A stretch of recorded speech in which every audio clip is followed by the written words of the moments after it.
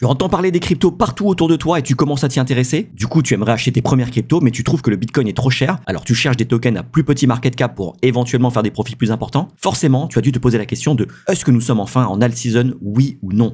Et c'est normal, tout le monde en parle cette fameuse alt season. Eh bien, c'est là que tout le monde se trompe, car ça ne sert à rien de se poser cette question. Et je vais te démontrer pourquoi dans cette vidéo. Salut, moi c'est Jay, nous sommes le mercredi 23 juillet 2025 et aujourd'hui je vais te donner mes astuces imparables pour bien acheter et vendre son Bitcoin et surtout ses altcoins tout au long des étapes qui régissent le cycle classique des crypto-monnaies.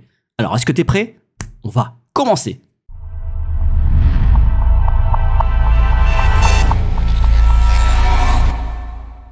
Et si tu ne l'as pas encore vu, j'ai sorti une vidéo hyper complète sur comment et pourquoi investir en crypto en 2025. C'est le guide parfait pour te lancer, même si tu pars de zéro. Je partage tout, base de la crypto, les règles d'or, une stratégie simple pour commencer à investir et les outils que j'utilise au quotidien pour acheter et gérer mes investissements. C'est une vraie mine d'or pour bien démarrer et profiter du potentiel de ce bull run. Le lien s'affiche en haut à droite, va y jeter un œil, mets un pouce bleu si tu aimes et partage-la avec tes potes. Ça peut vraiment faire la différence pour eux et les convaincre d'investir dans la crypto s'ils hésitent encore. Alors déjà, qu'est-ce que la saison des altcoins?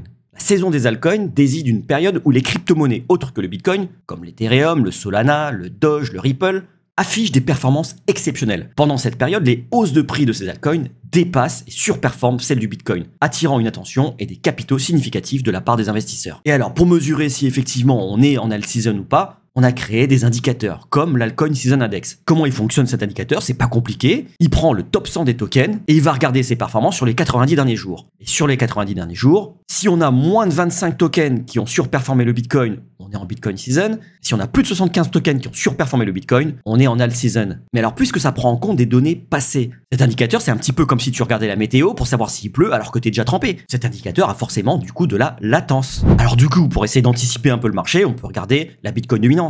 Là, je vous ai mis les dates en bleu où le market cap des altcoins, hors Bitcoin, hors Ethereum et hors stablecoin, ont marqué des ATH, des plus hauts historiques. Et vous voyez, jusqu'à présent, c'était des moments où la Bitcoin dominance, justement, était au plus bas. Sauf pour ce cycle, où au contraire, la Bitcoin dominance continue de monter. Donc encore une fois, c'est pas complètement fiable. Du coup, qu'est-ce que j'ai fait? J'ai affiché sur le même graphique le Bitcoin, le Total 3 et la Bitcoin dominance. Le Total 3, c'est le market cap total des altcoins, sans le Bitcoin, sans l'Ethereum et sans les stablecoins. Ça nous permet d'isoler vraiment les altcoins. La Bitcoin dominance, c'est la proportion que représente le Bitcoin sur le marché des cryptos. Là, le market cap total des cryptos, c'est environ 4 trillions, donc 4000 milliards. La Bitcoin dominance est à 60%. Du coup, le market cap total du Bitcoin, c'est 2,4 trillions de dollars. Alors encore une fois, cette fois-ci en rose, je vous ai identifié les tops de marché pour le market cap des altcoins. Et on va regarder un petit peu ce qui s'est passé historiquement. Donc sur le top du 1er janvier 2018, on voit la courbe du Bitcoin en orange, la courbe du Total 3 en bleu qui sont en train de monter. Et la Bitcoin dominance qui est en train de descendre. Qu'est-ce que ça veut dire? Ça veut dire qu'il y a des inflows sur le Bitcoin, puisque le Bitcoin est en train de monter. Il y a des inflows également sur les altcoins. Les altcoins sont en train de monter.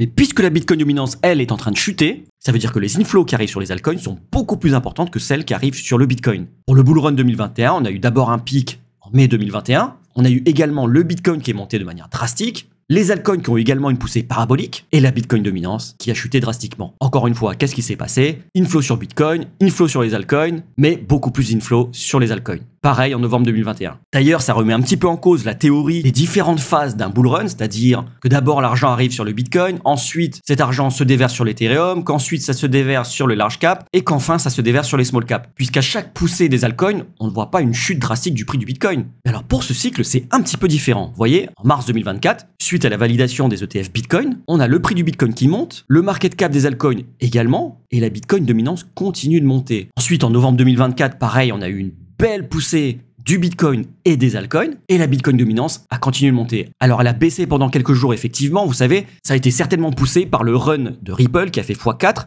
ainsi que du Doge. Ripple, puisque nouvelle administration pro-crypto voulait dire abandon des charges de la SEC contre Ripple, forcément Ripple a fait x4, et pour le Doge, Trump qui venait d'être élu avait annoncé qu'Elon Musk ferait partie de son gouvernement. Donc forcément, pareil, le Doge a fait x4. Alors les inflows sur le Doge et sur le Ripple ont bien poussé le marché des altcoins et a fait baisser un petit peu la Bitcoin dominance.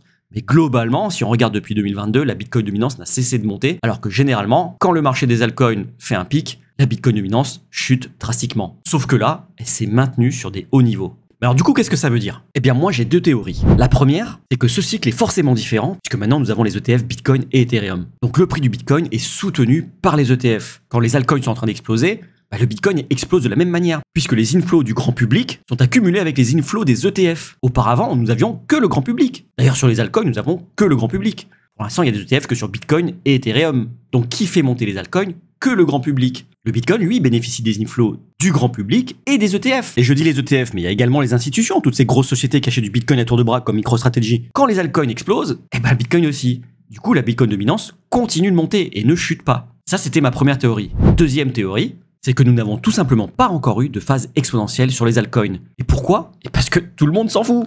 Le prix du Bitcoin fait ATH sur ATH, donc all-time high sur all-time high. Donc il n'arrête pas de dépasser son plus haut historique. Et pourtant, sur l'indice de la peur et de la cupidité, nous ne sommes que dans la cupidité. Nous ne sommes même pas encore en période d'extrême cupidité. On n'est pas en phase d'euphorie. La dernière fois qu'on a atteint cette zone-là, c'était en novembre 2024, juste après les élections américaines. Et le Bitcoin est à 100 000 $. Aujourd'hui, il est autour des 120 000. Et pourtant, nous ne sommes que dans la cupidité. D'ailleurs, quand on regarde les recherches du mot-clé Bitcoin sur les tendances Google, on voit qu'on est toujours à 26%, quoi. C'est rien du tout, c'est ridicule. En novembre 2024, on était monté à 65%. Mais depuis, effectivement, tout le monde s'en fout. Alors, je vous ai déjà fait des vidéos pour vous expliquer comment savoir s'il y a réellement une hype et surtout pourquoi tout le monde s'en fout. C'est pas le sujet de la vidéo aujourd'hui. Mais si ça vous intéresse, vous pouvez regarder effectivement dans Google Trends la recherche du mot Bitcoin. Vous pouvez également suivre le classement de l'application Coinbase dans les App Store. Et généralement, plus il est haut dans le classement, plus il y a une hype. Et aujourd'hui, 135e quoi. Au mois de novembre, l'application était passée dans le top 10. Bref, pour en revenir au sujet, je t'ai donné mes deux hypothèses. Dis-moi en commentaire celle que tu privilégies. Moi, je n'ai évidemment aucune certitude, mais mon instinct me dit que c'est plutôt la deuxième. Et ce qui vient appuyer ma préférence pour cette hypothèse, c'est notamment qu'on n'est pas encore dans la période d'extrême cupidité, mais également qu'on n'a pas encore eu de phase parabolique sur les altcoins. Donc la vraie question que tu devrais te poser, plutôt que de te demander si on est en all season ou pas, ce serait plutôt de te demander s'il est encore temps d'acheter des altcoins ou d'acheter du Bitcoin. Et pour ça, je vais te donner mes petites astuces. Pour le Bitcoin, c'est pas compliqué. Tu sors l'indice de la peur et de la cupidité de CoinMarketCap et fixe-toi une règle simple. Tu n'achètes que dans l'extrême peur, donc dans la jaune rouge, par exemple là au mois de mars 2025 ou au mois d'avril. Là, on était plutôt bien dans l'extrême peur. Et c'était de parfaits moments pour acheter. Pour revendre ton Bitcoin, tu attends qu'on soit dans l'extrême cupidité. Pour les altcoins, c'est un petit peu différent, même si c'est plutôt corrélé, parce que tu sais que forcément on est dans un bas de marché quand on est dans l'extrême peur. Mais pour les altcoins, c'est là que l'Altcoin Season Index peut effectivement te servir. Tu achètes tes altcoins quand on est en Bitcoin Season et tu revends tes altcoins quand on est en Altcoin Season. C'est tout. Rien de plus simple que ça. Alors tu vas me dire, ouais, mais Jay, regarde, là aujourd'hui on est à 53. Est-ce que ça vaut le coup encore d'acheter ou pas? Écoute, je vais te le dire franchement, aujourd'hui personne ne peut avoir de certitude. On est effectivement en plein milieu, donc on a une chance sur deux que ça aille dans la bonne direction ou pas. Donc te dire avec certitude que c'est le bon moment ou ce n'est pas le bon moment d'acheter, ce serait te mentir. Moi je t'ai donné mes convictions, je pense sincèrement qu'on peut aller encore plus haut sur ce cycle-là. Maintenant, est-ce qu'aujourd'hui c'est le bon moment d'acheter? Personnellement, je n'aurais pas acheté tout de suite. Pourquoi? Tout simplement parce que je regarde des charts graphiques. Et mes indicateurs techniques sont tous au rouge. Regardez par exemple l'Ethereum. En daily, c'est-à-dire chaque bougie représente une journée, on a le RSI qui est en zone de surachat total. Le RSI mesure la force relative d'un mouvement. Et quand le RSI dépasse 70, on est en surachat. Quand il descend sous les 30, on est en survente. Donc généralement, quand on est au-dessus des 70 sur le RSI, c'est pas une bonne zone d'achat. Est-ce que ça peut encore continuer de monter? Oui. Mais on vient de faire une montée exponentielle en ligne droite. On va pas monter jusqu'au ciel comme ça. On va forcément corriger. Et c'est là que moi j'aurais racheté. J'aurais attendu que le RSI dégonfle un petit peu. Vous voyez là, on avait fait une belle poussée au mois de mai 2025. Et juste après, le prix a consolidé. Ça a permis au RSI de bien dégonfler pour pouvoir mieux repartir par la suite. Là, comme je vous le dis, ça m'étonnerait pas que l'Ethereum corrige un petit peu, soit consolide comme ça, soit effectivement corrige de manière un peu plus forte. Alors moi, je pense plutôt que ça fera comme ici une petite consolidation. Et il faudrait du coup plutôt acheter dans cette zone-là, aux alentours des 3400. Et une chose est sûre, c'est que acheter maintenant, c'est un petit peu tard, hein. Et le Bitcoin, pareil. Quand le 14 juillet, on a atteint la TH, le RSI est en surachat. Alors depuis, effectivement, il a un petit peu dégonflé. D'ailleurs, le Bitcoin est beaucoup plus bullish que l'Ethereum. Enfin, l'Ethereum est très bullish, mais il est tellement en mode dégène que c'est difficile d'imaginer qu'il peut encore monter. Mais là, le Bitcoin, il est clairement en train de nous faire un bull flag. Un bull flag, c'est une pattern en trading qui indique une future hausse du prix. Et là, effectivement, on a une belle extension, une consolidation qui forme un drapeau haussier. Donc, ça laisse présager que le prix va monter derrière. Donc, encore une fois, c'est compliqué à dire. On a le Bitcoin qui, on a l'impression qu'il va décoller. L'Ethereum qui est à côté, on a l'impression qu'il est en bout de souffle. Donc c'est très difficile de se prononcer sur les altcoins. Moi en tout cas, j'aurais pas racheté tout de suite. J'aurais attendu une correction. Donc pour synthétiser, mais je te rappelle quand même que je ne suis pas conseiller financier. Donc ce que je te dis est à prendre à but éducatif, rien de plus. Pour synthétiser, on achète son Bitcoin dans l'extrême peur, on le revend dans l'extrême cupidité. On achète ses altcoins quand l'Altcoin Season Index est en dessous de 25%.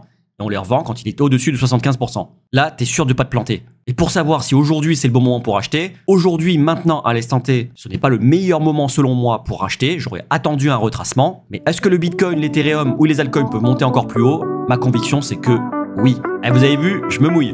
Et c'était tout pour aujourd'hui. Si t'as aimé cette vidéo, dis-le moi en commentaire, lâche un like, abonne-toi et active la cloche pour ne rien rater des prochaines actualités crypto. Allez, cheers!